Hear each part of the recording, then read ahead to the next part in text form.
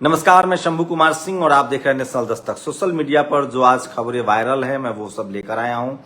आज सबसे ज्यादा खबरें चल रही हैं कि किस तरह से नए संसद भवन का उद्घाटन हो रहा है, उसको लेकर गतिरोध जारी है। टीवी और अखबार लगातार विपक्षी दलों के बारे में खबर फैला रहा है, खबर बता रहा है कि वो लोग नए संसद का विरोध करें, जबकि ऐसा नहीं है। वो लोग नए संसद के उद्घाटन की डिमांड जो है वो राष्ट्रपति द्रौपदी मुर्मू, महामहिम राष्ट्रपति द्रौपदी मुर्मू को हाथों चाह रहे हैं। हाँ, ये बात था कि जब कोरोना के दौरान सेंट्रल विस्टा के 22,000 करोड़ की योजना आई थी, उस समय कांग्रेस ने कहा था कि इस समय के हालात खराब हैं तो इतना पैसा लगाकर सेंट्रल विस्टा बनाने की क्या जरूरत है, ये कांग्रेस ने कहा था। अब जबकि नया संसद बनकर तैयार है तो आपको बता दूं कि 28 मई को प्रधानमंत्री नरेंद्र मोदी इसका उद्घाटन करेंगे। दिलीप मंडल की माने तो नेहरू जी का ये सब बनाया हुआ किया हुआ धरा है। हर बड़े मौके का उद्घाटन वही करते थे। जब देश आजाद हुआ उस समय भी राष्ट्रपति थे, लेकिन उन्होंने स्पीच नहीं दिया, नेहरू जी ने दिया। तो गांधी फैमिली पर यह आरोप तो बहुत लगता है कि उन्होंने जो रास्ते बनाए हैं उसी पर लोग चल रहे हैं। सारे एयरपोर्ट, सारी बड़ी जगहों का नाम राजीव गांधी, नेहरू गांधी, इंदिरा गांधी, इनके नाम पर पड़ते रहे हैं। तो राजीव गांधी गांधी फैमिली जब सत्ता में रही है तो उन्होंने जिस तरह के इनिशिएटिव लिए हैं उसने रास्ता बना दिया है। तो कम से कम कांग्रेस को तो कोई हक नहीं बनता इस तरह की बातों का। इसलिए बीएसपी सुप्रीमो मायावती ने कहा कि जिसने बनाया है वही उद्घाटन करेगा, लेकिन इस पर राजनीति नहीं होनी चाहिए। लेकिन उन्होंने कहा है कि मैं अपनी निजी कार्यक्रमों में बहुत व्यस्त हूं, पार्टी के काम में बहुत व्यस्त हूं, इसलिए मैं उस उद्घाटन समारोह में नहीं जा सकता हूं। लेकिन वही मीडिया, सोचिए, मीडिया गलत खबर दिखा रही। वो ये कह रही है कि सारे विपक्षी दल संसद के खिलाफ है, लोकतंत्र के खिलाफ है। ऐसा नहीं है। वो लोग उद्घाटन की मांग कर रहे हैं कि ट्राइबल राष्ट्रपति से। तो ये राजनीति है।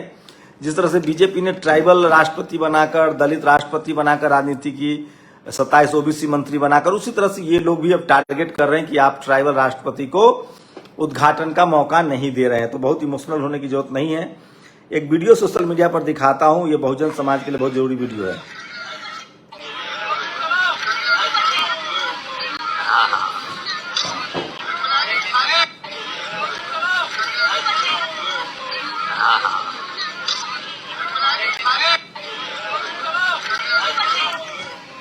ये सोशल मीडिया पर वीडियो वायरल है। तो सोचिए, ये हैं जो सबका किस्मत बताते हैं। इनको ये नहीं पता था कि यहाँ गड्ढा है और गिर गए। अच्छी खबर है कि धीरेन्द्र शास्त्री को कहीं चोट नहीं लगी है, कुछ नहीं हुआ है। लेकिन सवाल है कि मैं फिर कह रहा हूं कि अंधविश्वास से दूर रहिए। कोई आपका भाग्य विधाता नहीं है। बुद्ध ने कहा है, सबसे दुनिया का ज्ञानी आदमी, कि कोई भगवान नहीं होते हैं, कोई भविष्यवक्ता नहीं होता है। आप जो करते हैं उसी तरह से आपको नतीजा मिलता है। और सोचिए कि किस तरह से आज एक खबर बता रहा हूं 2000 पर। ये देखिए, ये सूरत की खबर है। सूरत 2000 के इतने नोट पहुंचे कि 500 के नोटों का संकट हो गया। तो सोचिए किस तरह से सबसे ज्यादा नोटों के मामले गुजरात के सूरत में आ रहे हैं। इतने सारे नोट हैं। अमूल को लेकर दिलीप मंडल ने एक पोस्ट किया। सोचिए, अमूल को लेकर कर्नाटक में भी हमला हुआ था। कर्नाटक में जिस तरह से अमूल वर्सेस कर्नाटक किया गया था, स्टालिन ने कहा है कि अब हम नहीं चाहते हैं कि तमिलनाडु में दूध की खरीद करे अमूल को गुजरात से जोड़ के लोग देख रहे हैं और गुजरात के लोगों का विरोध हो रहा है, गुजरात के इस कंपनी का। तो ये भी एक बड़ी खबर है। और अंत में सोचिए कि ये अमित शाह का एक वीडियो दिखा रहा हूं। कल वो प्रेस कॉन्फ्रेंस कर रहे थे, उसके बाद एक तमिलनाडु के पत्रकार ने सवाल पूछा और उन्हें दरकिनार कर दिया। देखिए, सवाल पूछने का अधिकार है पत्रकारों को, तो नहीं जवाब देने का भी अधिकार है नेताओं को। ये वीडियो मैं इसलिए दिखा रहा हूं बहुजन नेताओं के लिए, जिनको टीवी और अखबार से बहुत डर लगता है, और जो टीवी अखबार जिनको विलेन बना देता है, और उस SC ST OBC और बहुसंख्यक आबादी के लिए कि कैसे आपके नेताओं को टीवी अखबार जो है वो क्रिमिनल घोषित कर देता है, लुटेरा बना देता है, भ्रष्टाचारी बना देता है, और आप लोग मान भी लेते हैं। तो उनकी बात जो जिनसे आप अधिकारों की लड़ाई लड़ रहे हैं वो आपके नेता को तो इसी तरह से प्रोपगेट करेगा।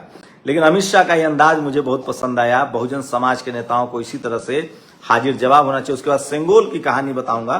पहले अमित शाह का एक वीडियो सुनिए। Amit ji, Vanakkam. Thirumala Venkataraman from Thirumala. very elaborate details about the Sengol. It's not only from Chola kingdom, it's the rulers of Tamil Nadu, Pandya, Chera Chola Pandya, everybody was using the Sengol when transits of power. And also indicate how a king has to rule the country, which indicates to the people of the entire southern India. Now, the southern India people have shut the door for the BJP. चलिए मैं समझ गया, हो गया आपका सवाल। Next sir, आपका कोई रिएक्शन नहीं है क्या सर? चलिए, मैंने कहा ना आज राजनीति की चर्चा नहीं करनी है भाई। आप इतना सुनकर भी देशनीय पत्रकार होकर करते। तो सोचिए अमित शाह ने जो अनकंफर्टेबल क्वेश्चन था उसको किस तरह से उन्होंने रिजेक्ट किया।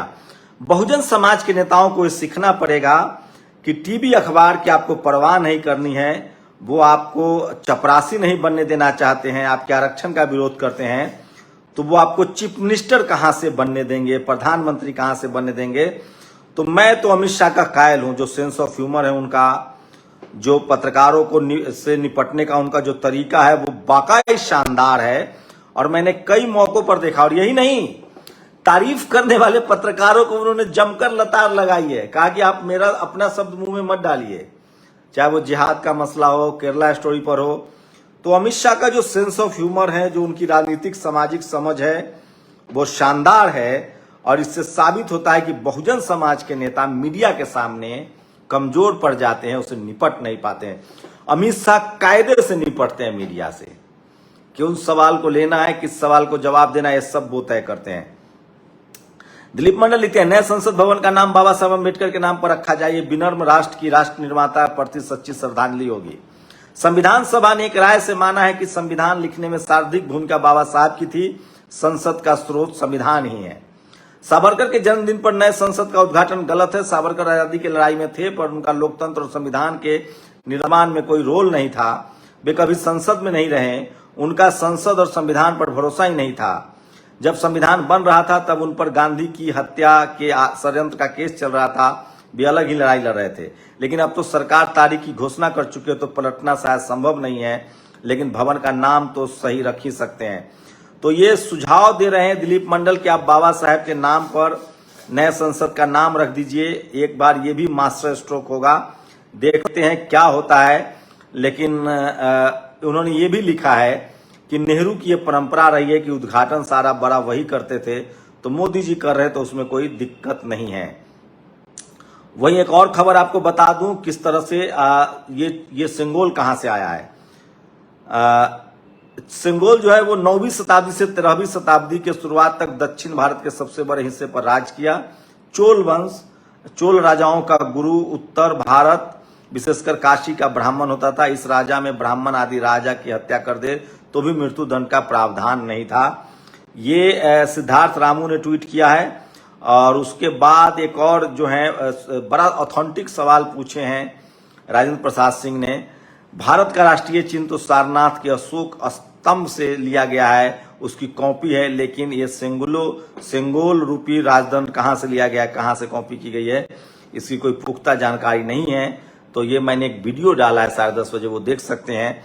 मैं फिर कह रहा हूं कि इस देश के SC, ST, OBC और बहुजन समाज के लिहाज से पत्रकार जो उनकी पत्रकारिता में भागीदारी नहीं है, टीवी अखबार उनका नहीं है, तो उनके हिस्से की खबरें नहीं है, उनको सिर्फ विलेन बनाया जाता है। सोचिए, मुझे ताज्जुब होता है कि मैं जितने साल से रिपोर्टिंग कर रहा हूं नेशनल दस्तक के लिए, मुझे किसी भी SC, ST, OBC या किसान जाति के किसी आदमी ने विरोध नहीं किया। सिर्फ सवर्ण समाज के लोग मुझे फोन करके धमकी देते हैं, गाली देते हैं। इसका मतलब है कि मैं इस देश की बहुसंख्यक समाज की आबादी के मुद्दे को उठा रहा हूं, और इससे उन लोगों को तकलीफ है जो अपना वर्चस्ववादी रवैया नहीं छोड़ना चाहते हैं, जो जाति जनगणना के खिलाफ हैं, जो आरक्षण के खिलाफ हैं, जो डाइवर्सिटी के खिलाफ हैं, जो संविधान की जो मूल भावना है समता, उसके खिलाफ है।